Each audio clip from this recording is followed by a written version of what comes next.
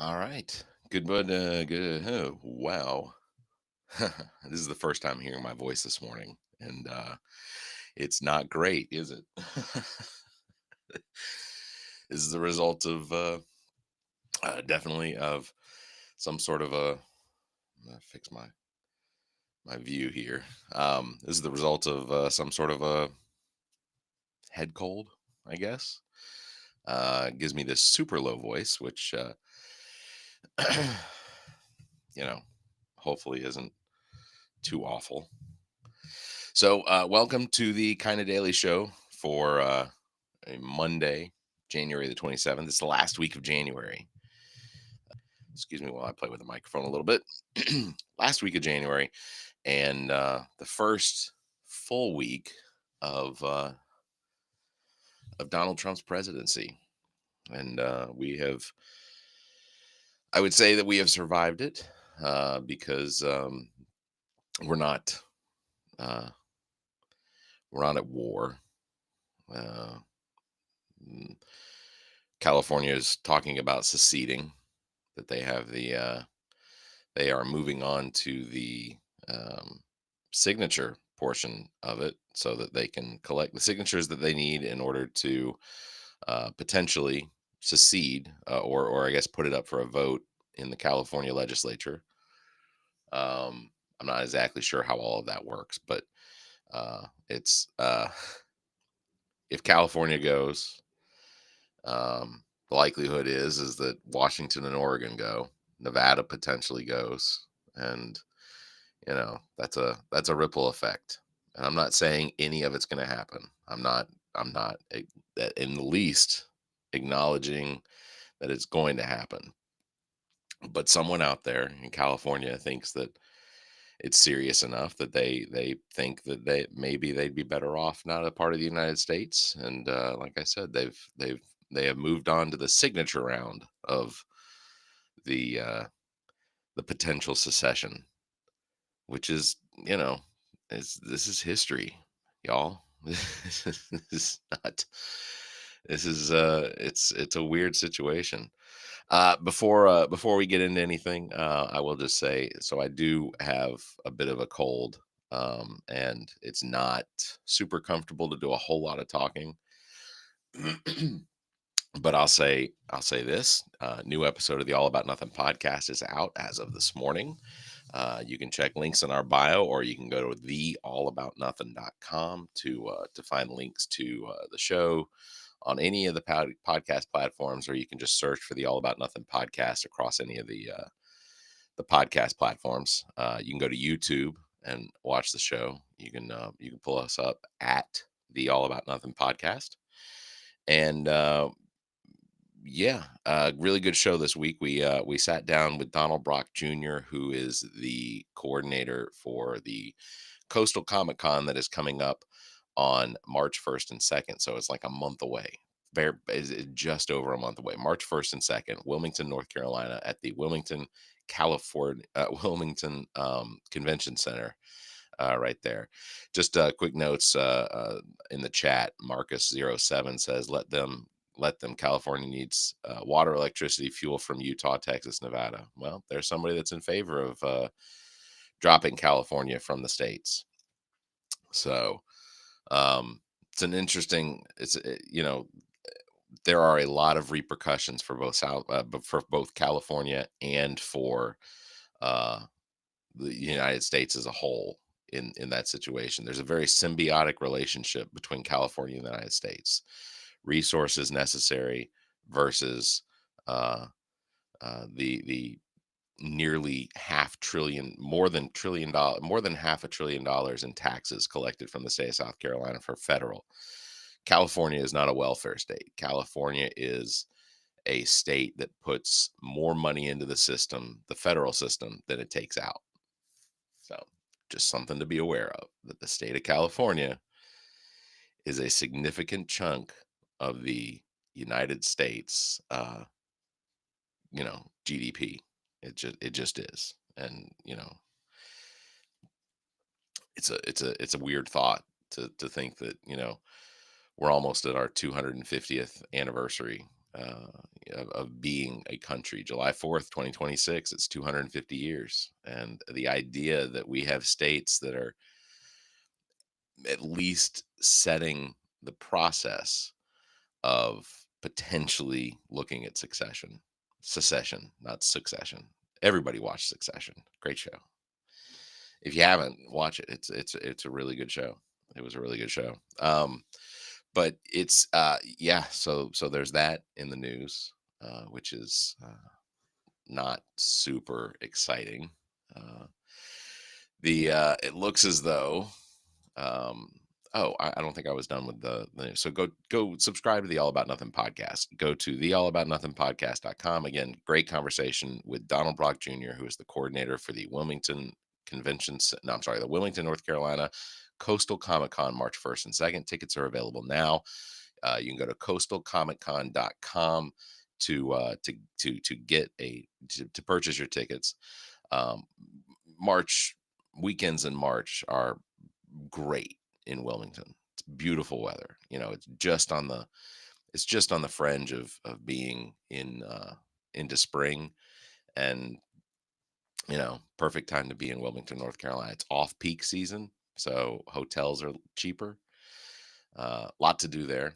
I'm gonna try and quit breathing into the microphone. I apologize for that. This is not how my voice normally sounds. This is much more raspy and not super enjoyable on my part either. See some big things happening over the weekend, including the ICE Trump's uh, whoop, I don't know why I just slid my keyboard. Um, the immigration uh, customs enforcement, they did do an attempted flight to Colombia, the country, to return several to resell to return several man I'm having a hard time return several nationals that were in the United States illegally, that had committed crimes, and which was what he said he was going to do. He was going to deport criminals that were here illegally back to their home countries, and the attempt was made, but Colombia would not take them. So Donald Trump initiated the imposition of a tariff on Colombia for all of the goods that come from Colombia, which again, don't get me wrong, uh, um, tariffs don't affect the home country in which the goods are coming from. Tariffs are a tax on us as citizens of the United States, because what happens, and I know a lot of people already know this, but what happens is, um, once the products are en route from the country they're coming from, those products have already been paid for by the company here in the United States.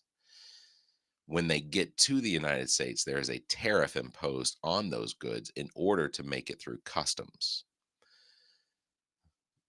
The customs, or I'm sorry, the company that had to pay for those tariffs to get them through customs then just raises their prices in order to compensate for the tariffs that they paid to get those products in the United States. Now, that's not to say that it doesn't have an effect on the country, because obviously, so what happens is those goods coming in the United States, they're more expensive than the goods that are already produced in the United States, or are from a country that is not having tariffs imposed on them.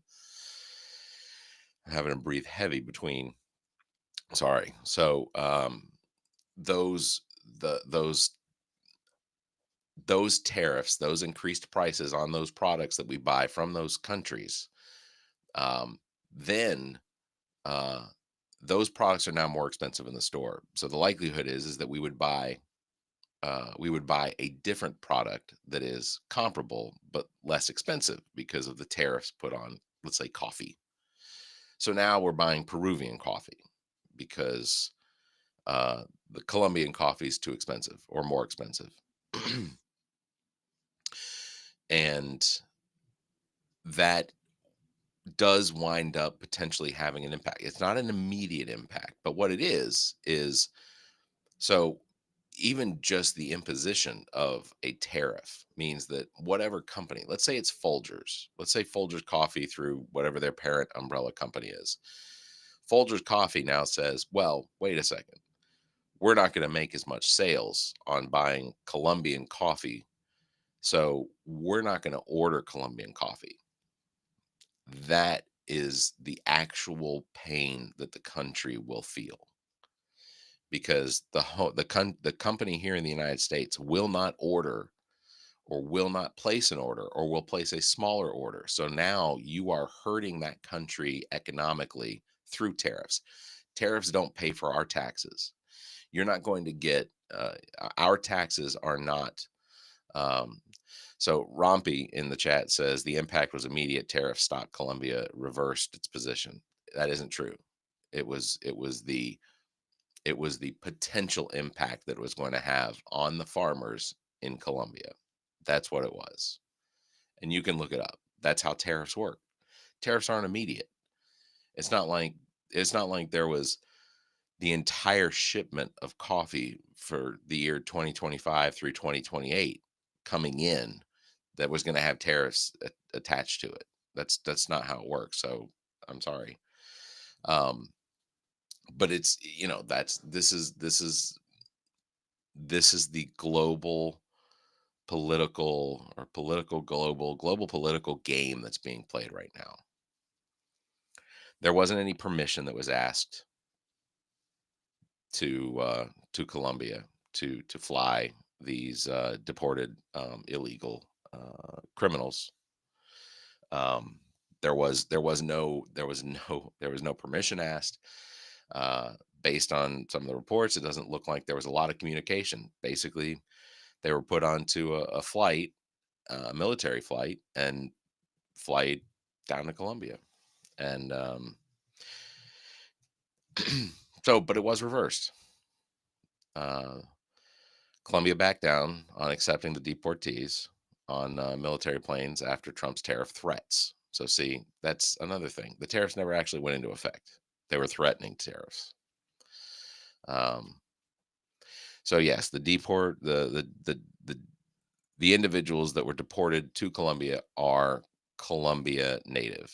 They are Colombia nationals. So they are being returned to the country in which they embarked from. Um, there's talk now of that is, I guess, that's being put forth. It's a little disturbing in my mind because I know of people that are of Israeli and I know of people that are of Palestinian descent that there was a suggestion thrown out there by, I believe it was the president, that that Israel should, or that the Palestinians that live in the Gaza Strip should vacate the Gaza Strip, and that Jordan should take every Palestinian in. Um, this is, if President Biden during his term had suggested a mass exodus that uh, was in the same architecture, I guess, of what it is that President Trump is now suggesting,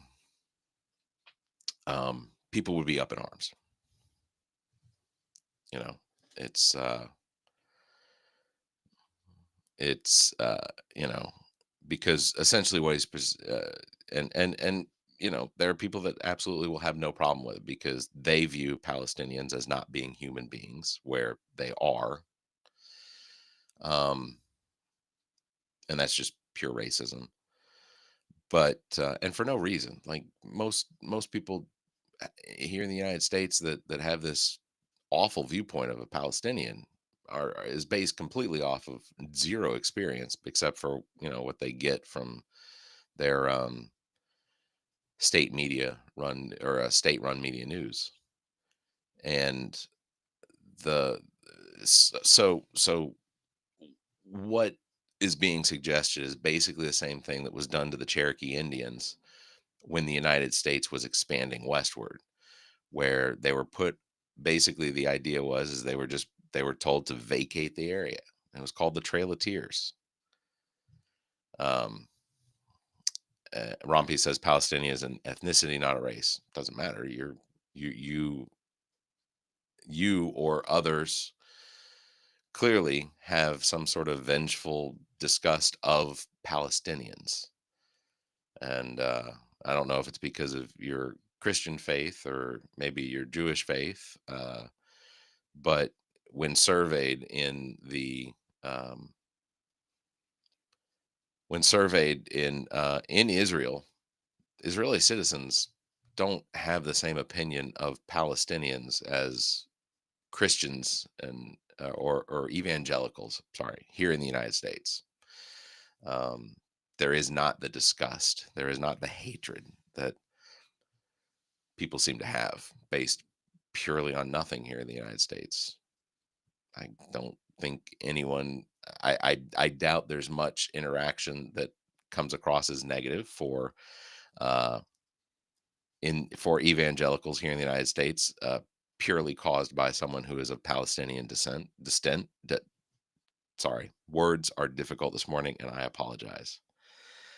Um, that is from or is considered Palestinian.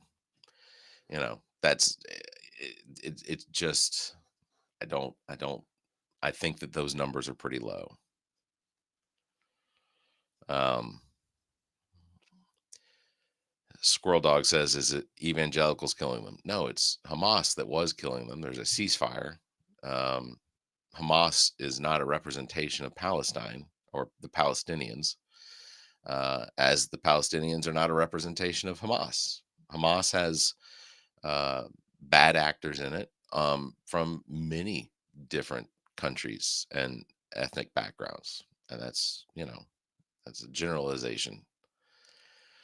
Um, so this isn't a religious discussion because if um, while I fully believe that there was an individual named Jesus who shook up the system and told people to be good to each other regardless of their race, creed, color, whatever, uh, the evangelical Christian faith in the United States doesn't believe that. They have moved themselves completely away from, uh, and mostly because their leadership, but and who it benefits. But evangelicals in the United States are um, besmearing the word that I believe that Christ fully wanted. It's like it's so easy just to ignore what's written in the Bible, and that's the other thing. That's the other thing that there isn't a whole lot of Bible reading going on anymore. And I say that as an individual that has read it 3 times, back to front, I'm sorry, front to back. See, it's the cold. I've read it front to back 3 times. And, you know, while I am, again, I believe that based on the history that there was someone named Jesus. Was he the Son of God? You know, that's a bold claim that I need I need to see proof of, not just through faith, because I put my faith in leadership here in the United States and constantly disappointed. I think a lot of people are. Uh yeah, somebody said let me see, I'm sorry, I missed it. Just bow chicka bow wow says we need what would Jesus do? WWJD to come back, to make a comeback. I mean, that was back in the early 2000, late 90s, I think, right? Or It may have gone longer than that. It was when I noticed it. Everybody would wear the beads that said WWJD and recognize it as, what would Jesus do? And you're right. That's not a bad idea. So D Gerald 275 in the chat says, for one thing, people no longer own real Bibles. King James. Well, King James actually isn't the real Bible either. Uh, the real Bibles that were original Bibles um, were written, I believe, in Greek, and the Catholic Bible, including all of the books of the Old Testament and the Gospels and so on. That actually would be considered the NIV Bible would be considered to be the most authentic Bible. Um, but the Christian evangelicals, there was a decision made as to Old Testament books to remove them from the Bible because they either seemed redundant or felt like they were telling the same stories, even though they weren't. They're different, or they're telling them from different perspectives, much like the four Gospels. The four Gospels tell very similar stories, but they tell them in different ways from different perspectives. So anyway, look, we've gone off on a tangent this morning. My voice is probably not going to hold up much longer. And let's see, Perry Winkler says, "Is this a Christian live?" No, no, but sometimes the non-Christians are the ones that seem to understand that history better than even the Christians. Because if we're going to start teaching Christianity in schools, it's probably going to have to come from a history-based perspective. Because to teach kids that they have to recognize that faith is only going to turn more of them away from you. That's probably what'll happen. So, and then you'll have to deal with the repercussions of that. Uh, Atheism in the United States is uh, growing at leaps and bounds. The number of people acknowledging that they don't have a particular uh, attachment to any one faith is getting bigger. And, we live in a country that's not supposed to be based on any sort of religious background, though it does seem as though there's a lot of attempts to try and make that happen. That's going to be difficult. The more you push people towards something, the more they're going to be pulled away from it. It's just a fact. There's uh there's too much there's too much there's too much intelligence and critical thinking, and the fact that to make these bold claims you have to have bold evidence to support them. And um that's one thing that Christianity can't do, because the only thing that they can say is, hey, it's in this book, read these pages. Because if I was trying to convince somebody that trying to think of something obscure that could potentially be a similar situation.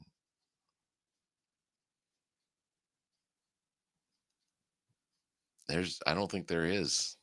There's not a lot out there that asks people to have just a blind faith in something purely based on the words in a book. That there's no there's historically nothing has really happened without evidence since, for nearly more than 2000 years. So, that's, again, as we move through time and evidence is unavailable, I think the likelihood is that we continue to see more and more people leaving Christianity, because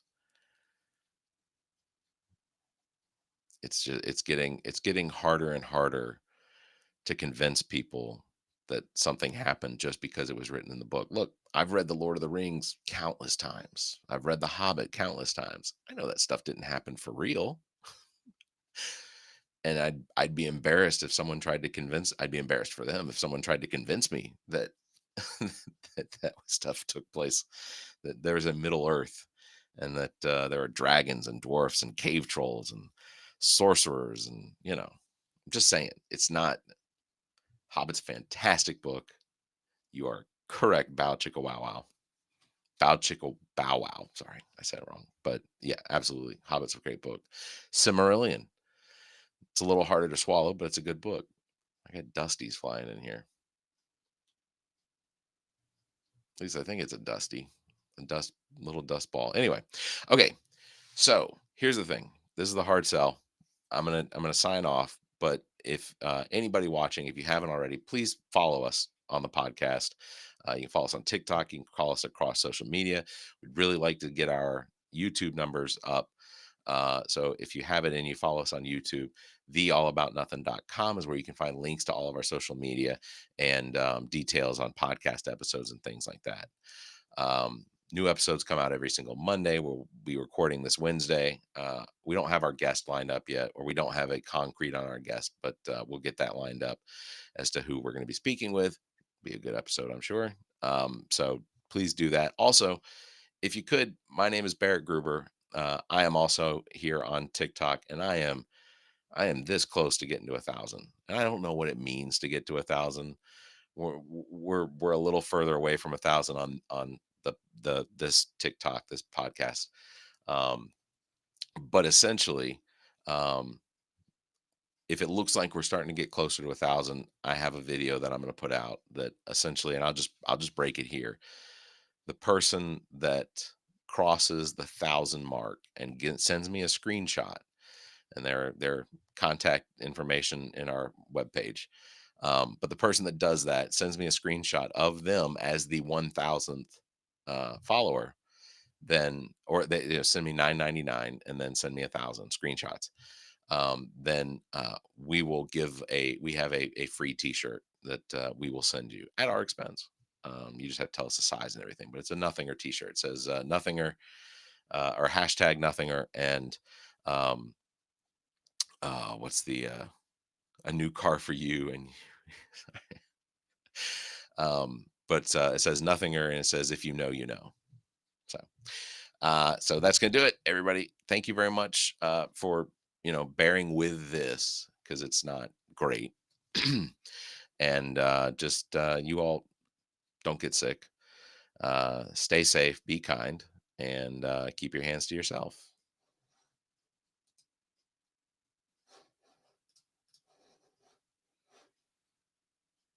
All right. Thanks, everybody. You all